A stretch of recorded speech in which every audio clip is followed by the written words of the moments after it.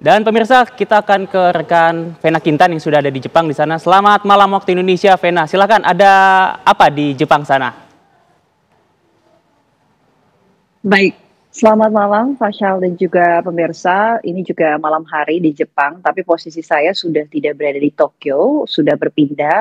Malam tadi sudah sampai di Pulau Hokkaido, tepatnya di kota Sapporo. Tapi tadi siang ini saya sempat mengunjungi museum tertua yang ada di Jepang, yakni Museum Nasional Tokyo yang sudah berdiri nih sejak tahun 1872.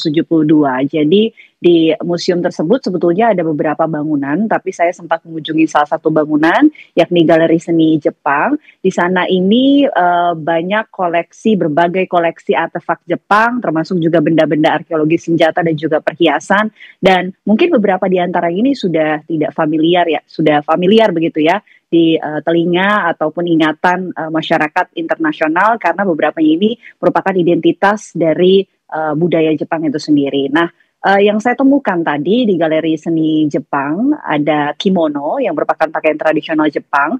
Jadi di sana ini ditampilkan berbagai macam kimono yang tentu jenisnya ini berbeda dengan warna yang berbeda juga, dan ada makna-makna yang berbeda dari kimono yang kemudian dipajang di museum tersebut.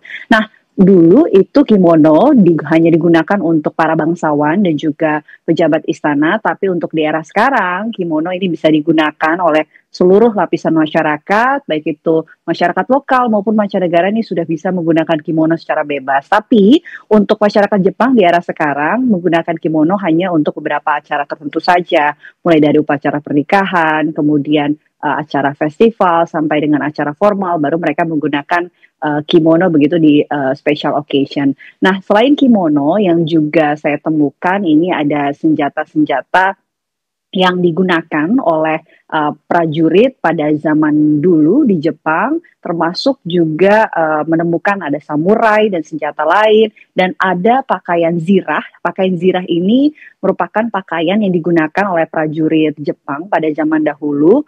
Namanya adalah kacu, dan kacu ini sebetulnya di tiap wilayah Jepang memiliki bentuk dan juga desain yang berbeda-beda. Salah satu kacu yang menarik perhatian saya ini ada sempat helm yang menyerupai telinga dari kelinci, dan bagi wilayah tersebut ini mempercayai hewan kelinci ini membawa keberuntungan, sehingga mereka mendesain pakaian zirah mereka untuk pergi berperang ini dengan harapan bisa membawa keberuntungan begitu.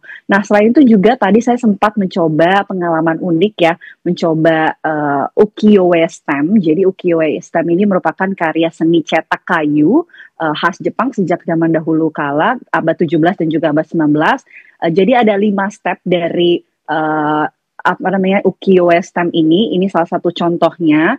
Jadi step pertama itu akan membentuk satu pola, kemudian sampai dengan step terakhir sehingga hasilnya menghasilkan karya seni seperti menyerupai wajah seseorang ini yang merupakan lukisan terkenal yang ada di Museum Nasional Jepang. Dan ini bisa dibawa pulang oleh para pengunjung museum sebagai kenang-kenangan tentunya yang bisa mereka bawa begitu untuk kembali ke negaranya masing-masing. Dan masih banyak lagi sebetulnya karya-karya koleksi maupun artefak Jepang lainnya yang saya temukan di Museum Nasional Tokyo Jepang yang bisa juga menjadi referensi untuk kita belajar lebih dalam mengenai sejarah, tradisi dari Jepang itu sendiri. Termasuk juga ada beberapa artefak dari Indonesia, tapi tadi saya tidak mendapatkan kesempatan untuk melihat lebih detail.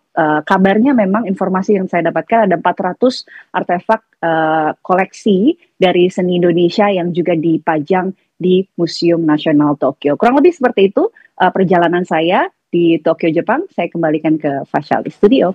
Baik, terima kasih laporannya Vena, menarik sekali. Semoga kita semua nanti bisa berkunjung ke sana suatu saat nanti. Terima kasih laporannya, rekan-rekan. Selamat kembali bertugas.